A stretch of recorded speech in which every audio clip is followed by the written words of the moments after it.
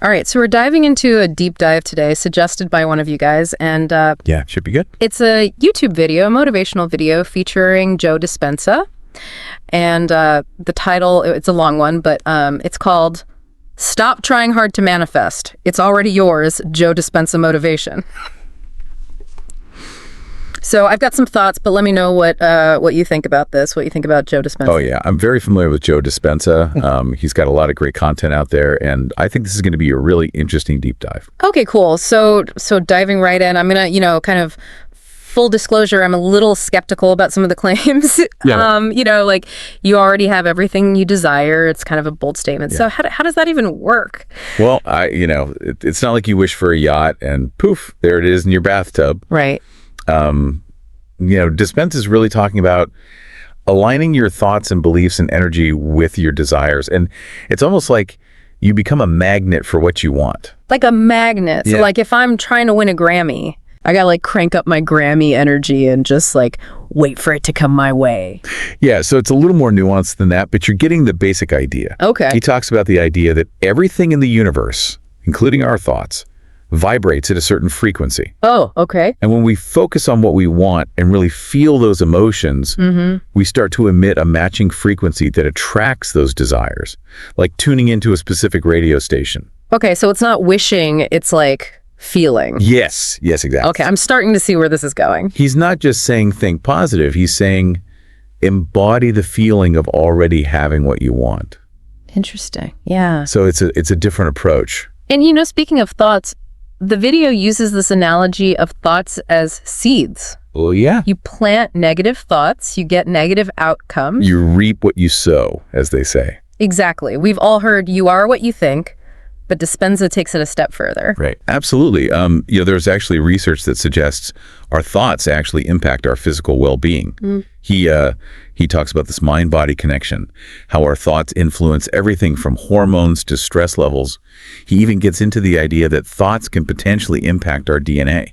Oh, wow. So it's pretty profound when you think about it. It's like constantly worrying about something could actually make it more likely to happen. It can become like a self-fulfilling prophecy. Yeah. Like if you're constantly dwelling on anxieties, your body reacts as if they're already happening. Right. Which can create this like vicious cycle.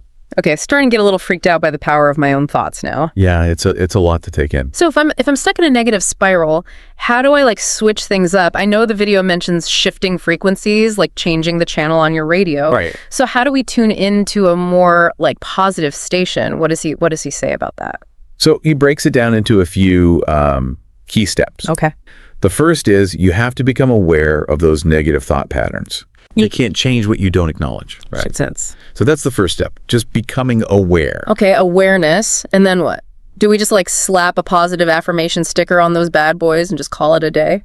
Well, it'd be nice if it were that easy, but no. It's about consciously choosing alternative positive thoughts. Okay. So, for example, he talks about instead of saying, I'll never get that promotion, you might say, I'm worthy, I have valuable skills. It's about like rewiring your thinking. So we're hacking our own internal radio station. Exactly. Yeah. Okay, I like it. And the more you practice, the easier it becomes to shift your frequency and, in theory, attract what you desire. But what about goals? He talks about the power of the present moment. Does that mean we should forget about our goals and just like zen out now? So it's not about abandoning goals altogether. Okay. It's more about finding contentment in the present moment while still working towards a desired future. Okay. So it's not either, it's both. And he makes a good point that waiting for happiness to arrive when X happens is only going to lead to like a perpetual dissatisfaction. Yeah. Because there's always going to be another X on the horizon. Right. So it's about enjoying the journey, not just the destination. Okay, I can get behind that. Yeah. But let's be real for a second. Sure. We all hit roadblocks, right? Things go wrong, doubts creep in. Does that mean we're like messing up the whole manifestation thing? Not necessarily. Dispenza is very upfront about the fact that setbacks are inevitable. Okay. He sees them not as failures, but as opportunities to practice what we're learning. Okay. And even as signs of progress. Wait, signs of progress? Yeah, because think of it this way. The fact that you're noticing those negative thoughts pop up means you're becoming more aware of your internal dialogue. Okay. which is the first step to changing it. So it's not about like never having a negative thought. It's Right. about catching it and choosing a different direction. Exactly. Yeah. It's like you're becoming the observer of your thoughts rather than getting swept away by them. Okay, so mental traffic control. Yeah, you got it. And Dispenza highlights a powerful tool for cultivating that awareness. Yeah. And it's a pretty simple one too. It's he's a huge advocate for meditation. It's meditation. Oh yeah, meditation. Seems like everyone's talking about meditation these days, but how does it actually tie into this whole manifestation thing? Well, Dispenza believes that meditation helps us create space between our thoughts.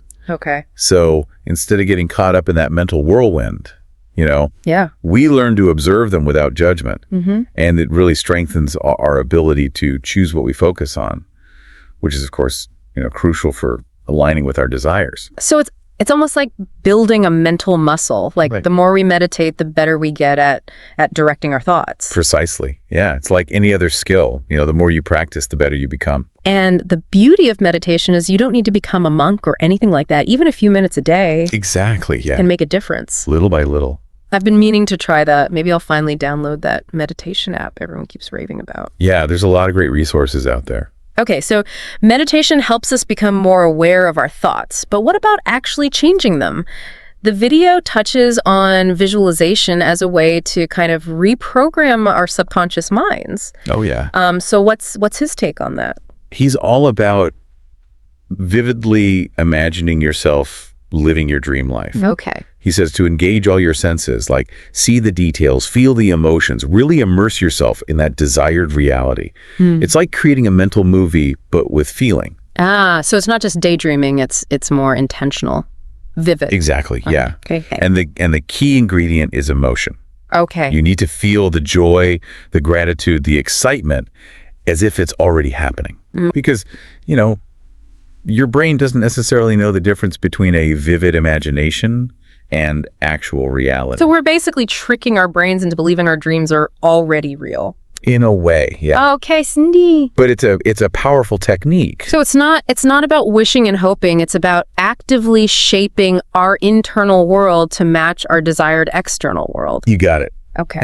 And it's important to be patient. Yeah. Because he acknowledges there's often a gap between that internal shift and seeing it manifest in our outer world. Okay. So you got to trust the process, even when you don't see instant results. That's where faith comes in. Yeah. Believing that the universe is working in our favor, even if we can't see the whole picture yet. Exactly, yeah. And while we're waiting for those external results, we might as well enjoy the journey, right? Right. He emphasizes finding moments of gratitude, celebrating small victories, and just appreciating the process of growth and expansion. Okay, this is starting to make so much sense, but let's get real for a second. Like, we all have that inner critic, that voice of self-doubt. Okay. What about those times when those old negative thought patterns kind of creep back in? Yeah, absolutely. And he stresses the importance of being aware of our self-talk. Okay. The way we speak to ourselves, even in our own heads, can either support or sabotage our efforts Yeah. to align with our desires. So we need to be as kind and encouraging to ourselves as we would be to, like, a friend. No more beating ourselves up. Exactly, yeah. Okay. And it goes beyond just being nice to ourselves. It's about consciously choosing words that align with our desired reality. Okay. So instead of saying, I hope I'll be successful, you'd say, I am successful. Right. It's about rewriting the script in your mind. Interesting. It's like we're constantly affirming the reality that we want to create, even if we don't fully believe it yet. Yeah, fake it till you make it. Right. But what about when things don't go as planned? Like when we hit a wall, when those doubts come rushing back? Yeah, so he's very upfront about the fact that setbacks are inevitable. Okay. He sees them not as failures, but as opportunities to practice what we're learning. Okay. Think of it like learning to ride a bike. Mm-hmm. You're going to fall a few times before you get the hang of it. Right. Okay. That's a good analogy. But what if those setbacks feel less like falling off a bike and more like getting hit by a truck? Like, do those big challenges mean we're doing something wrong? He actually frames those moments of resistance, those negative thoughts that pop up, as signs of progress. Really? Yeah. Okay. Because it means you're becoming more aware of your internal dialogue. Okay. Remember, that's the first step in changing it. So instead of freaking out when those negative thoughts show up, we should actually see them as a sign that we're on the right track. Exactly. Okay, that's kind of reassuring, actually. The shift in perspective, right? Yeah. So we're not trying to become robots with only positive thoughts. We're just learning to navigate our internal landscape a bit better. Exactly. You're becoming the master of your mind Okay. rather than the slave to it. And there's another key element that he talks about that can help us navigate that internal landscape. Okay, lay it on me. What's the secret weapon? Well, remember how we talked about aligning our thoughts and beliefs? Mm-hmm. Well, he suggests it's also crucial to align our environment. Wait, our environment? Yeah. Like, my messy apartment is messing with my manifestation mojo. I knew I should have cleaned up before we recorded this. Well, think about how you feel in a cluttered room versus a clean, organized space. Yeah. Right? True. He suggests that the energy of our surroundings can either support or drain our efforts to manifest our desires. So maybe there's some truth to that whole clean space, clear mind thing. Potentially, yeah. Okay. He talks about surrounding ourselves with supportive people, positive media, even decluttering our physical space. Mm-hmm. It's all about reducing energy drains and creating an atmosphere that supports the frequency we want to embody. Okay, I'm totally rethinking my Netflix queue and maybe my social circle after this, but what about the people we can't easily declutter, like family members, coworkers? Well, of course, we can't always choose who we interact with. Yay. But, he emphasizes surrounding ourselves with people who uplift us, believe in possibilities, and resonate with our desired frequency. Okay. And, sometimes that might mean setting some boundaries with those who drain our energy or hold us back. This is making me think about those friends who are total energy vampires. Oh, yeah. The ones who leave you feeling drained and discouraged after every conversation. Yeah, exactly. So we're not just curating our physical environment, but also our social one. It's all connected, Our inner world and our outer world are constantly influencing each other. It's all connected. I like it. Yeah. And speaking of connections, there's another crucial aspect to this whole alignment process that we haven't touched on yet. Oh, tell me more. What else do we need to align?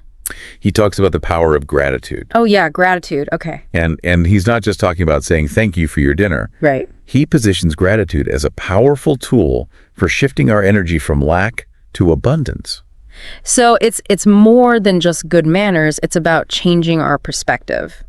Exactly. Okay. When we focus on what we're thankful for, we're literally rewiring our brains to see the world through a more positive lens. So it's not about pretending everything's perfect. It's about actively seeking out the good that's already present. Exactly, yeah. This is making you think about that, saying what you focus on expands, If we're constantly focusing on what we're lacking, we're only going to see more lack. But if we shift our focus to what we're grateful for, we kind of open ourselves up to receiving more abundance. Yeah. Okay, and the more we practice gratitude, the more we notice things to be grateful for, it's like this positive feedback loop. It is, yeah. That can drastically shift our overall energy. Exactly. And there's another powerful tool that he talks about that can help us shift our focus and cultivate a deeper sense of gratitude. All right, I'm all ears. What's this other tool that Dispenza recommends for boosting our gratitude and attracting abundance? He circles back to something we touched on earlier, spending time in nature. Getting back to basics, yeah. I can see how being out in nature could help us appreciate the simple things and just feel more grounded. Exactly. He talks about nature as this powerful source of energy and a reminder of the interconnectedness of all things. Okay. He suggests that even a short walk in the park can help us, shift our perspective and tap into a deeper sense of gratitude. So it's not just about getting our daily dose of vitamin D, it's about reconnecting with something bigger than ourselves. Precisely. And when we feel connected to something larger, our problems often feel smaller and less overwhelming. That makes a lot of sense. Yeah, it's like gaining a fresh perspective, a reminder that we're part of something, vast and beautiful. Right. And that shift in perspective can be incredibly powerful for attracting what we desire. This has been such a mind-expanding deep dive. So to kind of wrap things up, let's bring it back to our listeners. Yeah. What's the one key takeaway they should walk away with from this Joe Dispenza video? If I had to distill it down to one core message, it would be this. You are not a victim of circumstance. Correct. You have the power to shape your reality through your thoughts, beliefs, actions, and even your surroundings. So it's not about passively wishing for things to change. It's about becoming like an active participant in creating the life we want. Exactly. And it's a journey, not a destination. Right. There will be setbacks, there will be doubts along the way. Yeah. But the key is to, keep practicing, keep refining our alignment, and just trust that the universe is conspiring to support us. I love that. So to leave our listeners with a final thought-provoking question inspired by this video, if you knew Nubby without a doubt that you already possessed everything you desire, how would you act differently today? That's such a powerful question. It really challenges us to step into that knowingness, to embody the energy of our desires and to start living as if our dreams are already a reality. And as Dispenza so powerfully reminds us in the video, go forth with confidence. Your time is NW. Step into the greatness that you are. Beautiful words to live by. So to our amazing listeners, go out there and experiment with these ideas, tune into your own abundance radio station, connect with the energy of nature, and see what magic unfolds. We'll catch you on our next deep dive.